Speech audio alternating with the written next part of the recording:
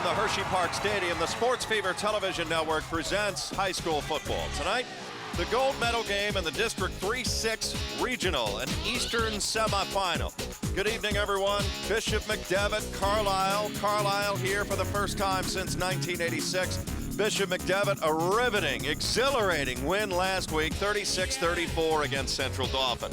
Good evening, everyone. Jed Donahue along with the coach, Fort Chapman. Gordon Blaine is with us as well, and we're delighted to bring you coverage tonight of Carlisle and Bishop McDevitt. Unbelievable performance a week ago by LaShawn McCoy, 387 yards. He had 117 in the air, over 500 yards total offense before Carlisle can get it done. They run a lot of option, and they've got some guys that can get out on the break as well, and they can run the ball against anybody. Without a doubt, and you're going to have to, both teams need to take care of the football here in the early going. There's a lot of wind here, and we're going to see the majority of the action on the ground by both offenses, and turnovers are going to be a key for both teams. So we're delighted to have this for you. We've got scores from around the state today. Berwick has won, and they're on a collision course now with Manheim Central at a date and venue to be determined. If we find out before we're off the air tonight, obviously we'll pass that along to you. The winner of this game gets Pittsburgh Central Catholic at Mansion Park in Altoona next week. Central Catholic most impressive last night in their win against Erie McDowell, and they've been clearly the #1 team all year long in Sports Fever's top 25 statewide. Let's check in with Gordon Blaine. Gordon, the wind, a little bit of a factor. It's blowing pretty good. There is some showers in the forecast, but they're expected to come after the game is complete. Gordon. McDevitt took the wind, Jed. They're kicking off with the wind as it comes out of the arena, the old arena end of the stadium. And we are underway. With it for Carlisle.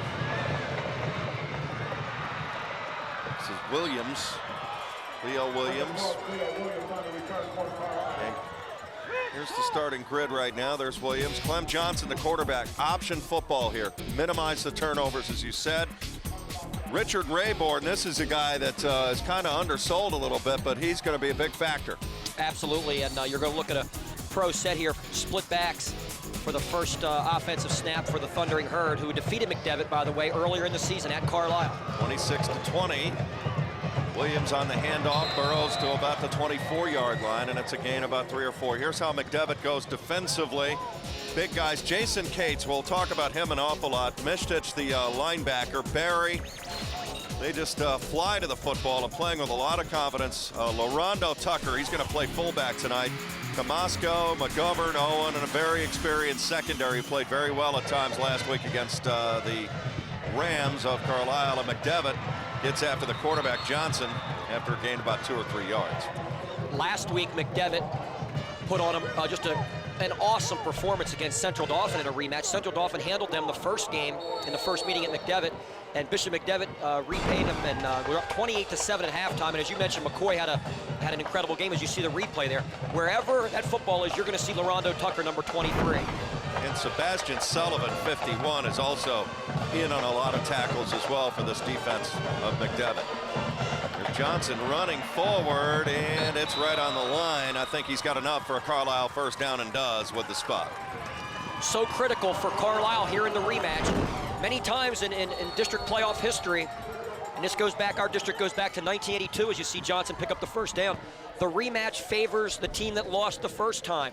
It's a mental edge for that team, not to mention the fact that this is not the same Bishop McDevitt team that was playing in the beginning and the middle of the season. They are playing on all cylinders and ready to go.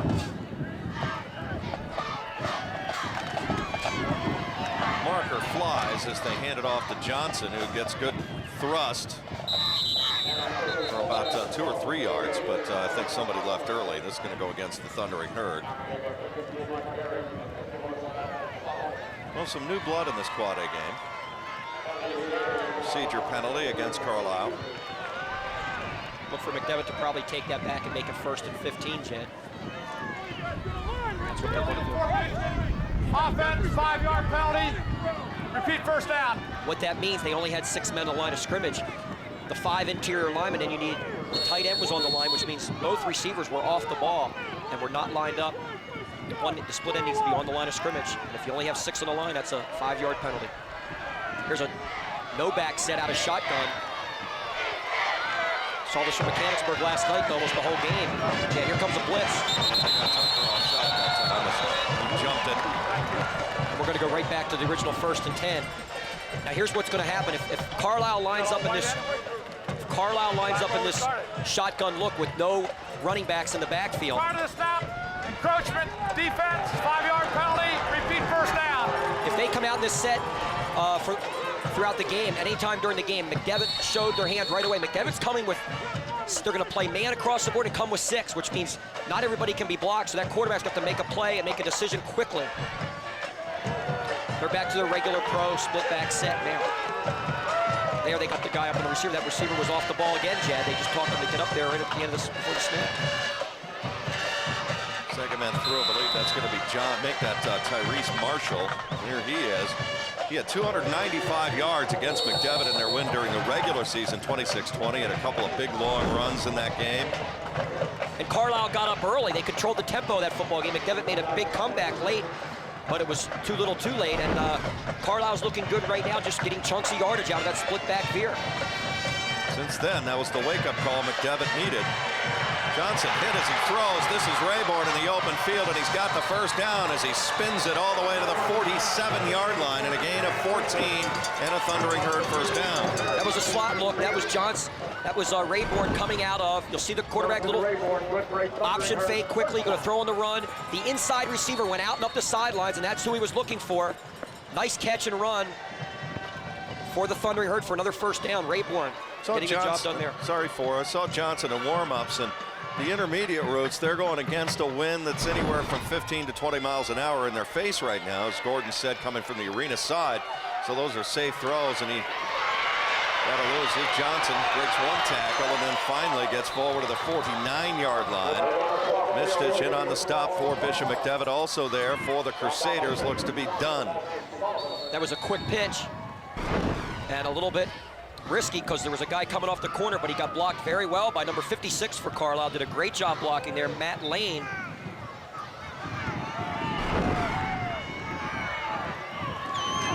Same pass route as before.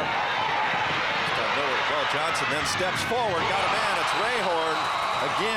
Rayborn to the 32-yard line and a gain of 18 and a Carlisle first down. You're going to see a lot of man-to-man in the secondary from McDevitt, and that was just making something happen. That's what Johnson can do. When nobody's open, he bides time, finds the open receiver, Rayborn, who just came back on a curl route. He ran the same route as before, out and up the sidelines, then just came back to the football and cradled it in there for a nice catch and a first down. Carlisle, this is great for their confidence. Very close. Let's see if he caught this. What may have scratched the ground. It was close. Here comes a toss. This is Marshall. Marshall cuts back to the other side. Needs a block, then slices into the middle and gets pounded down at the 26 by Mitchtick. Carlisle has not had this type of athleticism since all the way back in 1985 when Michael Owens was a senior. They have the skill. This reminds you a lot of that football team. And they run the ball a lot, and they're very athletic, and that's going to pose some problems for the McDevitt defense. McDevitt is jamming tons of defenders in the box. They're getting 9 defenders in the box. The tight end is being covered man-to-man, and that guy covering him man-to-man is able to brush off the tight end and make tackles. Here comes a trap. This is Johnson. Dives forward. How about that power, that thrust for a Carlisle first down? I think he got the 4 they needed to move the chains. We talked about McDevitt not being the team they were in the middle of the season, and they're really working on all cylinders. Well, this Carlisle team, I got to see them on a Saturday night game against Cumberland Valley, and they lost. I believe the score was 31-19, and this team, they didn't believe they could win at that point. And here's an unbalanced line to the right, but they really are confident right now playing good hard-nosed football. Yes, I'll tell you what, jumping the route that time was Moscow and incomplete. Carlisle getting here by beating Cumberland Valley in a rematch in the first playoff game, and then last week in a tight game with Wilson, 10-10, then won the game 40-10 at Wilson, and that got them into the finals. And McDevitt defeated handily one of the top seeds, Hempfield, and then also defeated last week in a barn burner Central Dauphin 35-33. Time-consuming drive, which is almost 5 minutes old here. Marshall Nope, it's going to be the quarterback, Johnson, touchdown. What a great ball fake by Johnson, who's in from 20 yards for a Carlisle touchdown. Great play. That's what the veer will do to a defense. It freezes the defense. Watch the mesh here. The quarterback and running back mesh. What we mean by mesh, the ball gets put in the running back's belly and he reaches and rides him into the line. It's very, very, here you see it. Pulls it, and you have to be very, very situation-oriented defensively, and you have to do your job and your job only. You can't think that ball's given and leave. If you have quarterback, you got to stay on quarterback. If you have the pitch man, you must stay on pitch. So 4 minutes and 59-second drive by Carlisle to open up the football game. Here's the all-important extra point, and it is no good. Timeout on the field. Carlisle drives lengthy. 4 minutes and 59 seconds to grab the early lead. Well, Carlisle, again, the kicking game has been an issue. Ben Thorson missing the extra point, but still an impressive 81-yard march, taking up 4 minutes and 59 seconds to open up the game. Absolutely. Carlisle needed this for their confidence level as well as to set the tone for this football game. But now where do you kick the ball? They're kicking from the left hash, but where do you kick it? Because back deep are two electrifying returners, Goldston and McCoy. Squib it on the ground, and it's going to come to Goldston. He's a home run threat anytime he puts his hands on the ball, trying to get to the outside, and Carlisle finally hems him in at about the 37-yard line, and that's where McDevitt will go on offense. Let's have a look at the McDevitt offense. Jeremy Ricker, he's getting more confident with each passing week. McCoy has indeed gone boom the last 4 games, over 1,200 yards total. Lorondo Tucker, a fabulous fullback. You got Barry, Goldston, there's your offensive line, averaging almost 300 pounds. And how they hold up and how they play tonight could be a key factor, obviously, for McDevitt. Pitch route. The throw, this is Barry, but they jump on it right away. The tackle is made by Carlisle defensively. Cleo Williams there. Defensively for Carlisle, a lot of guys going both ways. Undersized, but tough. There's a huge advantage for McDevitt as far as size and weight. And there's the secondary, very good, as you know, by just seeing them on offense here in their last series, that they're very athletic and get to the ball. They feel very confident about being able to hold up there. Look for motion out of Tucker and that little stretch play here to the tailback. There it is. McCoy for the first time jumps through and's got the McDevitt first down to the 48-yard line at a gain of 7. The thing about McCoy that's impressive, yeah, he's a home run threat, but he can really get it done between the tackles.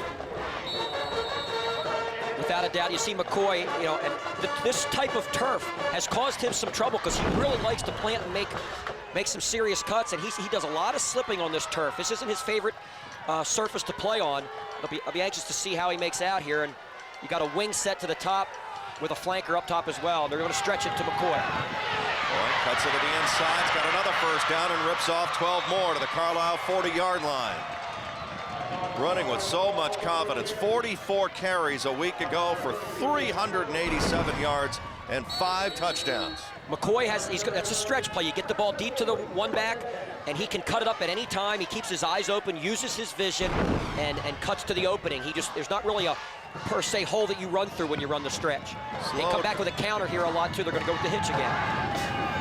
Ball is tipped, but it's completed to Barry, who steps down the sideline to the 25-yard line. Now they say he stepped out of bounds, short of a first down up near the 32. What they're trying to do here, Ricker takes a quick 3-step drop and throws on rhythm. Ball was tipped, you're right. And there's Barry stepping out of bounds, but Barry's a big factor for this McDevitt offense on the perimeter. He runs good routes, catches the football. He was out for several times at the beginning of the year due to he hurt his collarbone, but he's a warrior and he's back and playing.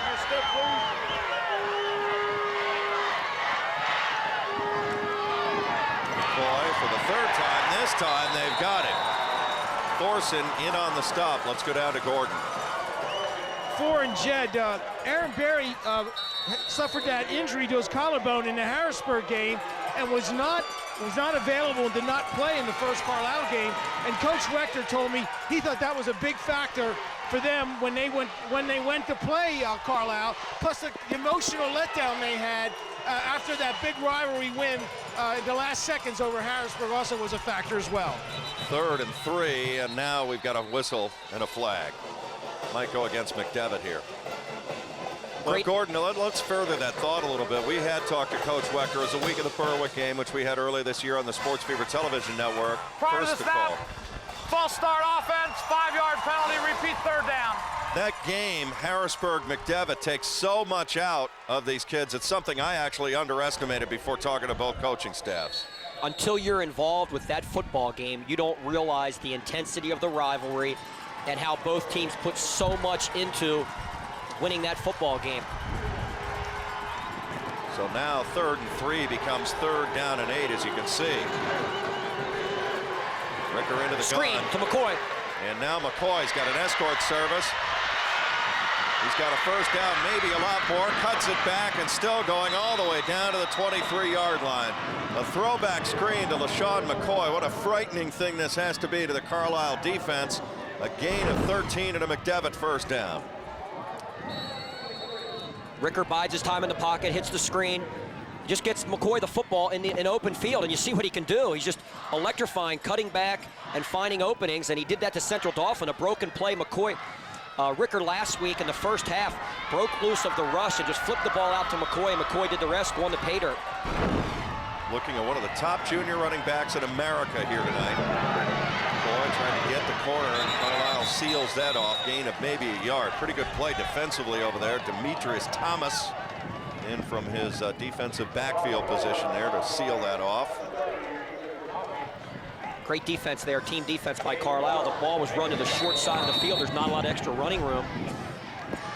And they forced McCoy out of bounds and looked for if McCoy's going to get the ball here on 2nd down to get the ball going to the wide side of field.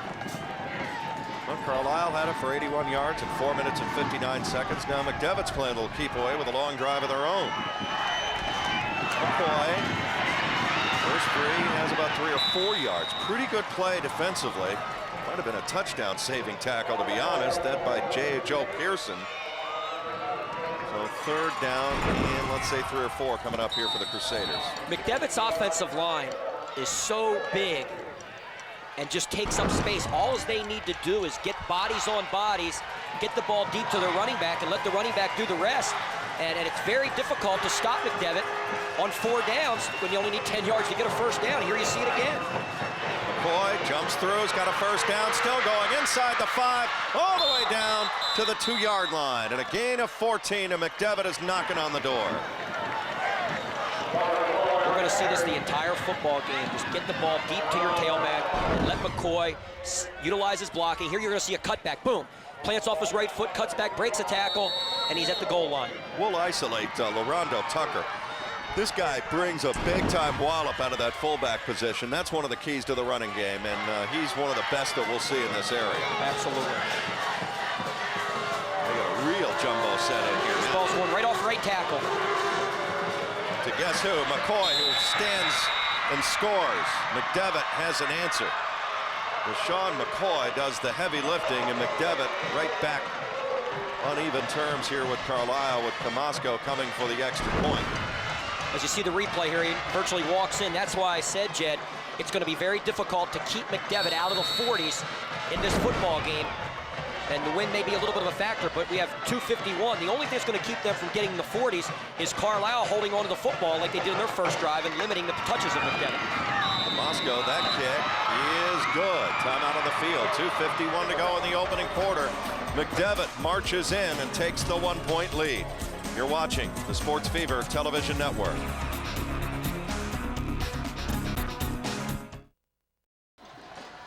McDevitt goes 63 yards, uses up 4 minutes and 1 second. McCoy, 7 carries for 41 yards. Caps it off with a 2-yard run of his own. This is Cleo Williams to the 27-yard line. Big series. Every series is going to be big for Carlisle. You mentioned the key to the game. Keep away, time of possession. If they have it, McCoy can't get carries. Absolutely, and it just looks like Carlisle's going to have to outscore McDevitt to win this football game, and I don't see Carlisle going up and down the field throughout the entire football game, executing like they did in that first drive. And we're going to see here, get a good look at their second drive. They come out of a pro set with an offset eye. Counter. This is Marshall, and they just jump in for a loss of 1. Mitch Titch, who had a solid game last week and has had a solid season, leading the way. There he is, 46 in white. He's had a marvelous campaign, a middle linebacker, dirt tough. This is another key, is their defense playing with a lot of tempo and a lot more confidence maybe than earlier in the year as well. Yeah, we're seeing the eye look here. Now they're going to split backs, but I think the split back's their best look, because when you line up in the eye and give the ball to your tailback, McDevitt flows defensively very well. Quick handoff, Marshall, and short yardage, maybe a yard or two. I really don't think the answer, Jed, is for Carlisle to line up in the eye as they did on first down, and that really cost them. Now it's going to be third and about 6. Sebastian Sullivan there in the bottom of that pile for McDevitt. Well, 3rd and 6 coming up. Clem Johnson has proven he can throw the football against this wind. And you're going to see straight man from McDevitt. There's no tight end in the game. Shotgun, split backs, 3 wideouts. Here comes pressure. Johnson throwing long, looking deep, incomplete. Pass intended for Stackfield. Pretty good coverage by Aaron Berry. Berry had a solid game a week ago against Jordan Mitchell of Central Dauphin. Again, a key factor, did not play in the opening Carlisle loss. I mentioned he had the separated shoulder in a game we had earlier this season on the Sports Fever television network against Harrisburg.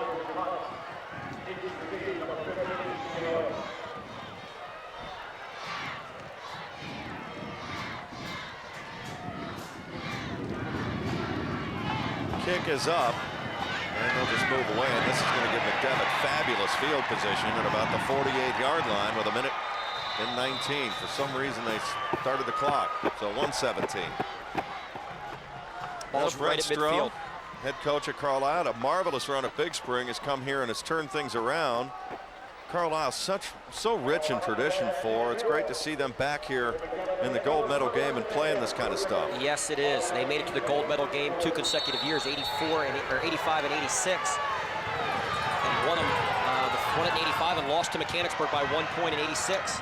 And when I first moved into the area, Billy Owens at Carlisle. Here's McCoy, another carry, and this time steps out after a yard or two. Well, Billy's brother Michael was the real deal in football. Michael Owens, a football, basketball, and track star at Carlisle, and tremendous running back, scored 3 touchdowns in the Big 33 before going to Syracuse. Got to wear the famed 44 jersey up there. Absolutely, and wore the 44 at Carlisle, and you're looking at Michael Owens revisited on the opposite side of the field, the tailback number 20 for Bishop McDevitt, LaShawn McCoy, and he's everything Michael Owens was, and that's a big sentence right there, because Michael Owens was tremendous. Here comes a bubble. Ricker throws, Golston can't hang on. He was kind of running backwards and was totally off balance there.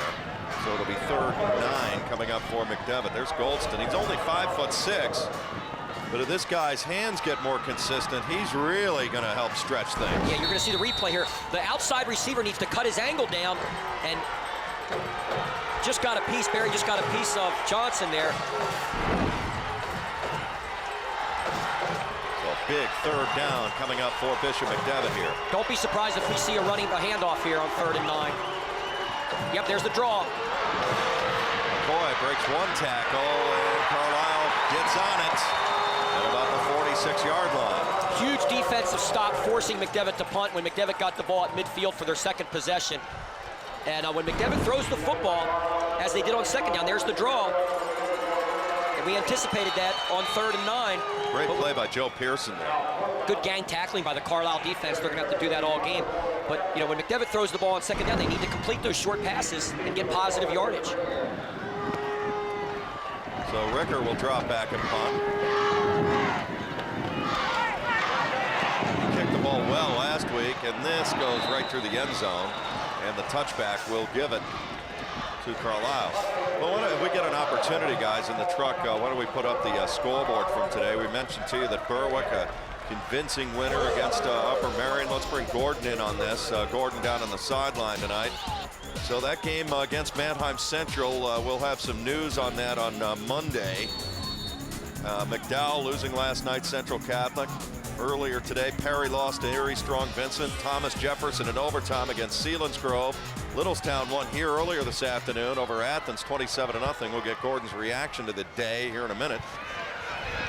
It is Johnson. They pitch it back. The ball is out. And did he get it in time? Yes, he did. McDevitt has recovered. Big play. The first giveaway takeaway. Angle is in.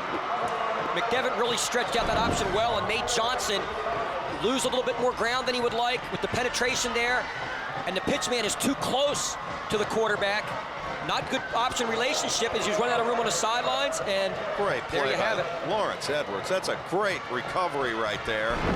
So with 14 seconds to go, McDevitt working with a strong wind at their back has it 1st and 10 at the Carlisle 12. And what did we say, Jed? You can't turn the ball over and give McDevitt short fields or it's going to be a long night. Wicker going to throw for it, incomplete.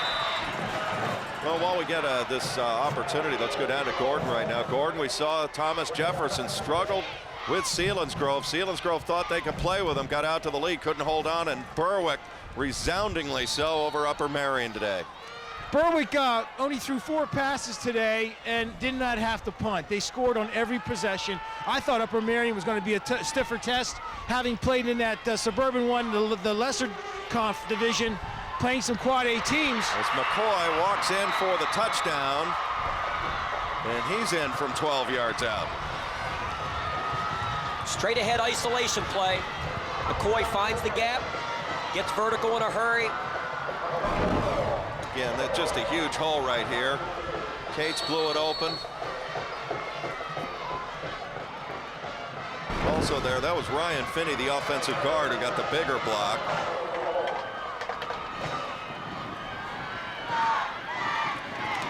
Moscow, the kick is up and it is good. Time out on the field will take one as well. It's 14-6. McDevitt converts a fumble into this 12-yard run to pay dirt by LaShawn McCoy. And McDevitt's rolling early.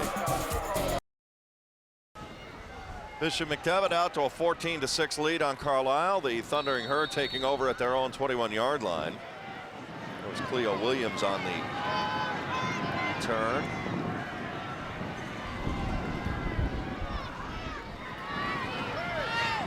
Marshall, and there's just not much in there for him. He had 295 yards in their first meeting, as we talked about. A bunch of touchdowns, but tonight, I'm not sure if he's 100% healthy either. They still Bucky ankle last week against Wilson. They still picked up 3 to 4 yards there, and that's what you want to do out of the split back veer. And if you get 3-4 yards of crack and then you bust one out of there, that's the whole idea. Go back to it. This time it is Williams. And he nudges forward to about 27-yard line and a gain of 3.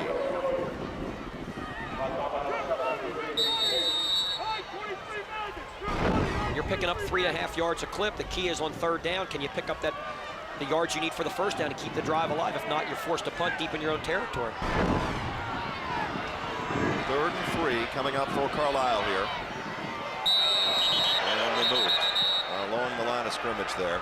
The quarterback thought the ball was going to be snapped sooner, and that's the legal procedure. He jerked with the center.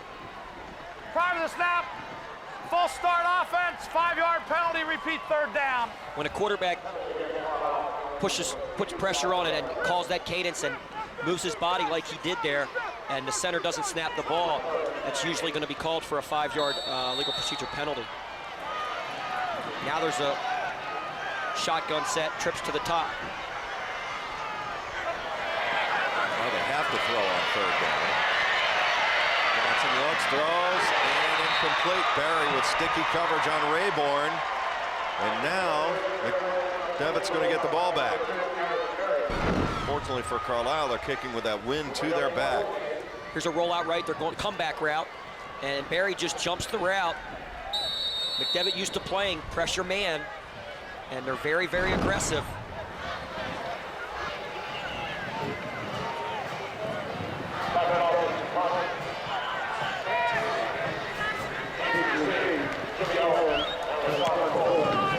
Boy, that's a great kick. And the Y-15 signal for a fair catch there. And Owens covers. That kick was way up high. That was Clem Johnson considering the ball all the way back to the 27-yard line. Well, here's tonight's Abalone Sports Medicine trivia question. Man-Arm Central to Mechanicsburg. They met last night in the District 3 final, and in the playoffs in 1994. Name the 3 players in that game who are now professional athletes. I got 2 of them, but I'm not sure the third. George Washington now in front of Easton, 7-6 there in the first quarter. Here's McCoy, has about 5-6 yards, almost bounced out of there. Tackle by Rayborn. That's a significant game being played tonight. I want to check in with Gordon on that. GW's got a lot of speed. Easton both played Thanksgiving Day games this week. And Gordon, the winner of that game, gets Neshaminy next week in the Quad Eastern Final.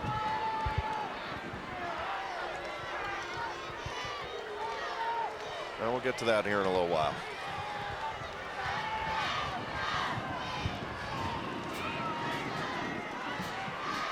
(14-6) McDevitt as McCoy goes in motion. Handoff, Tucker's got the first down, the big fullback with his first carry across the 40 to about the 41-yard line.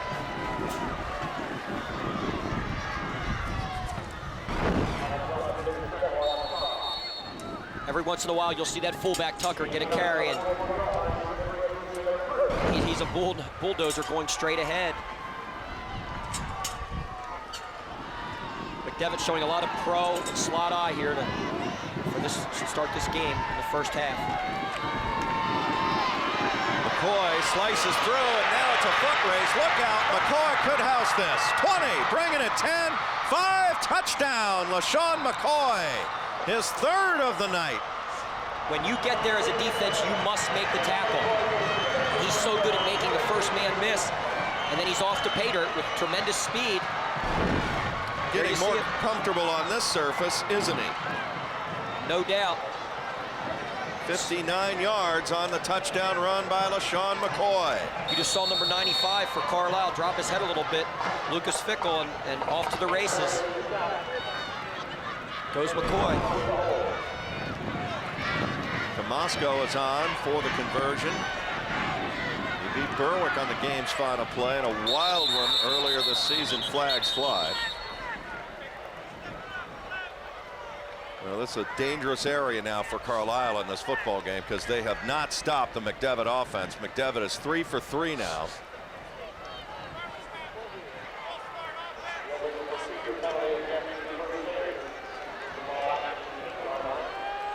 And now they have like a 25-yard extra point attempt into the win. Little trickier tonight. Crosswind right now. That kick is up, and it is good. Time out of the field. 9:16 remaining. LaShawn McCoy putting on a show early. His third touchdown run of the night. And McDevitt's rolling 21-6.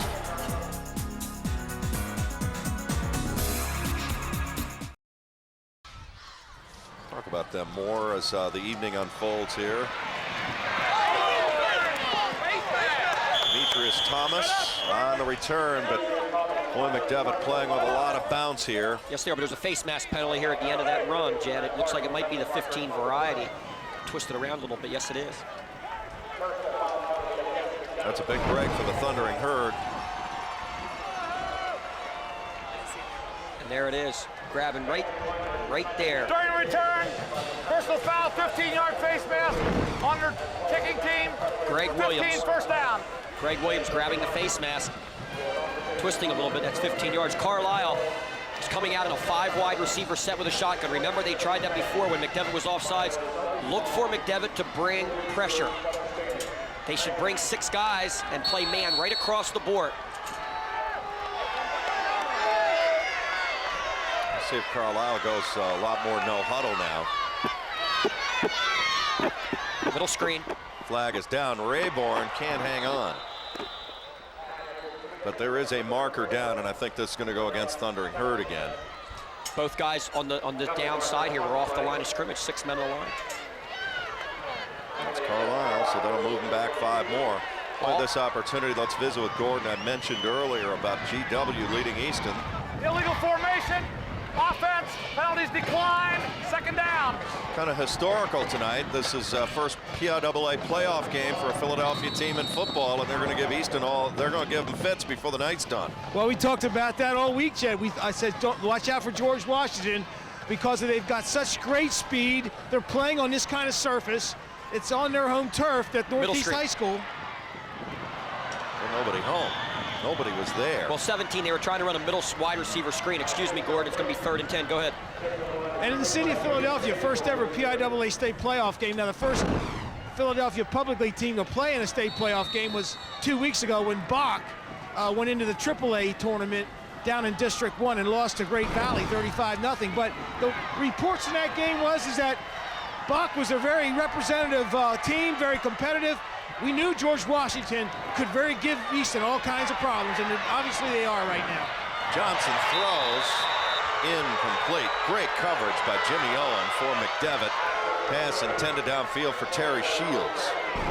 On a crossing route, he also had Rayborn in the post. You see it here, he's trying to hit the crossing route. This is not what Carlisle wants to do. They don't want to throw they threw 2 screens and then a crossing route. That's 3 consecutive passes, and now they have to punt.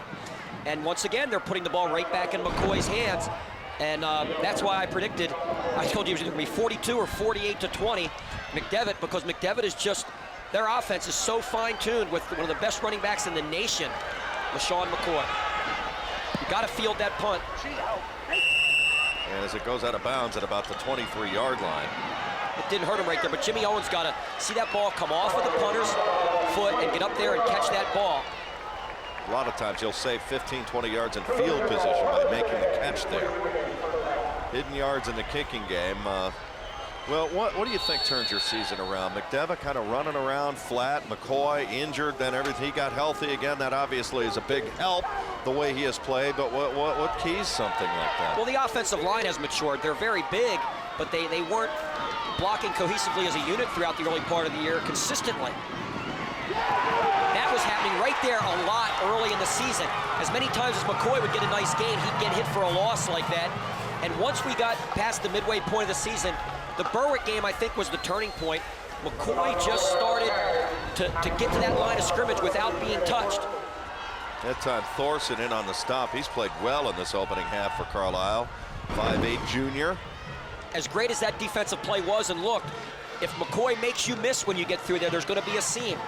And that's what he's able to do so well. Now they're going to put McCoy out wide, and they're going to go with the empty set. Jet sweep.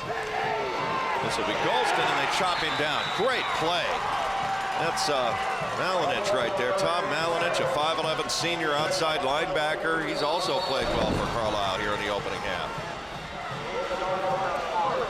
He's not easy to find at 5'6" in there. No, he's not. No, he's not. That's just another way. Goldston's having trouble holding on to the football, catching the ball, so Coach Wechter's trying to get the ball in his hands and give him another chance to do something. Now, trips open. Said last time they came in a set, they ran a draw. Here it is again. It's McCoy, got a big hole, steps around, still going, and close to a first down. I think he got it. You can't over-penetrate when you're rushing the passer when McCoy's in the backfield, because they hand the ball off on the draw. The first man over-penetrated, the next man ducked his head and missed. And you got to be able, it's easy to say up here, tackle, but watch. First guy way upfield too far, next guy drops his head, lunges, and you can't lunge at McCoy. I don't think he got there, I think he's about a half football short. Let's go down to Gordon. 4 trips wide left there. There's no way Ricker's going to throw the football to the left. That wind is just too stiff. I don't know why you just don't cheat up and look for that draw play. Well, absolutely. Don't be surprised if McDevitt doesn't just go for it here on 4th and inches rather than punt into that stiff wind. Again, one of the issues for McDevitt, though, is the exchange between Ricker and R.J. Harden. Yeah, you're going to see especially in the Central Dauphin game, but that's the safe play, is to get just a quarterback sneak and just tuck in right underneath him. Well, don't be surprised that they're going to go to a double tight power eye set here most likely and just give the ball deep to McCoy and let him bust up through behind his. They put an offensive lineman at fullback. They have Tucker in there as well. So 4th down as Barry comes in, this jumbo package. It is 4th down. Sneak, there's your sneak. And they got the first down. They ran right behind Harden that time, and they get it done. Nice job by Ricker picking up the first down and holding on to the football. I'm not trying to belabor a point, but that exchange was so key last week against Central Dauphin. McDevitt was fortunate to get on 2 bad snaps. Oh, that exchange has been hurting them the entire season. And back to what Gordon said about the trips open draw play, we saw that play on a 4th down against State College to break open a tight game as State College came roaring back in the second half, and that's what won it. There's McCoy. This time a yard or 2, that is it. Well, he's a hunted man. That's Thorson again on the stop. There he is, 32 at Green for Carlisle.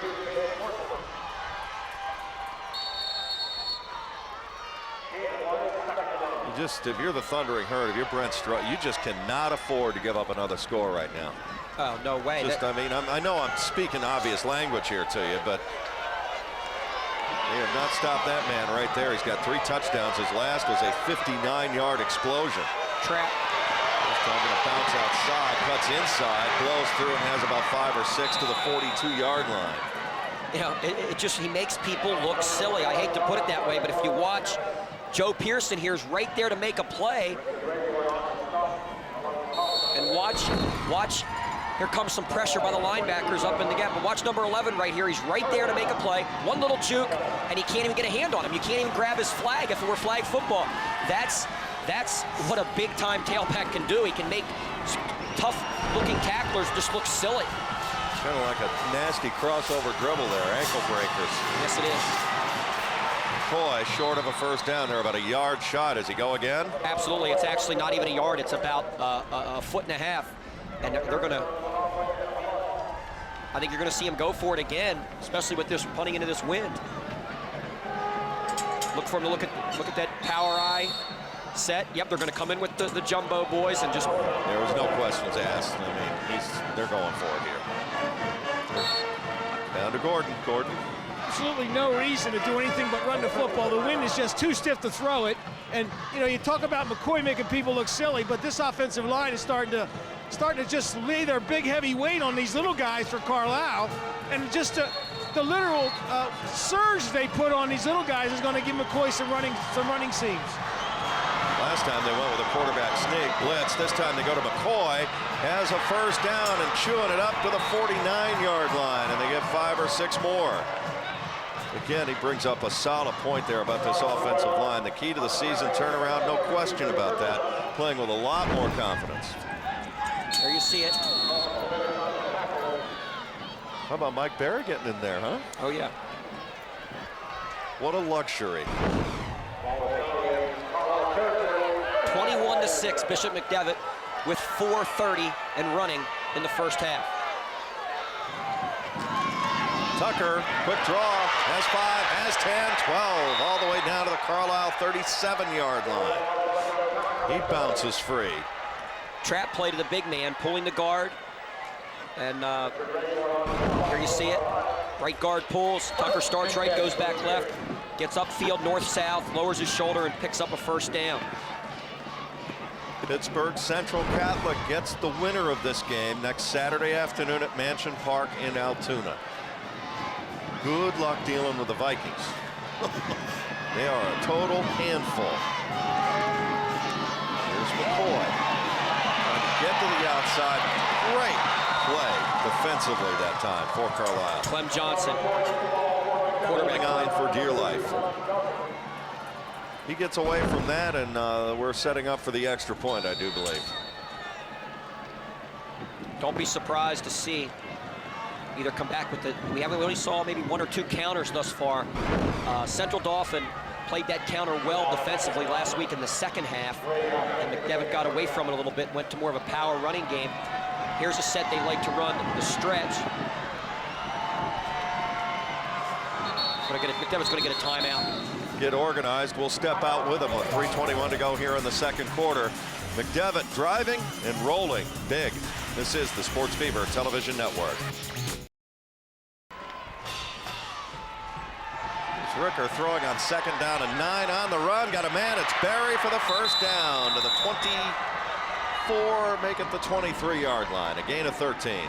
Great, super executed play here. Roll out right. Berry runs deep and then plants and comes back to the outside. Ricker throws the ball on the run, good velocity, into the wind. Nice pass and catch, great execution. That's a great play, because that wind is really howling down there. When you can execute your passing game like that, and also the quick hitches that McDevitt's been hitting early, and Ricker's been putting the ball right in the money on the pass and catch. Comes a little motion and a stretch probably to the left. Yep, here it is. Here comes McCoy. And a bounce to the outside. Tough yardage to the 19. Rayboard in on the stop for the Thundering Herd that time. As I was mentioning, Jed, when you can throw the ball, the way McDevitt's throwing the ball, it makes your offense virtually unstoppable. When you have a running back like McCoy, who's so electrifying, and then you have Tucker coming up on the fullback trap on occasion, the quick hitters, awfully tough to stop.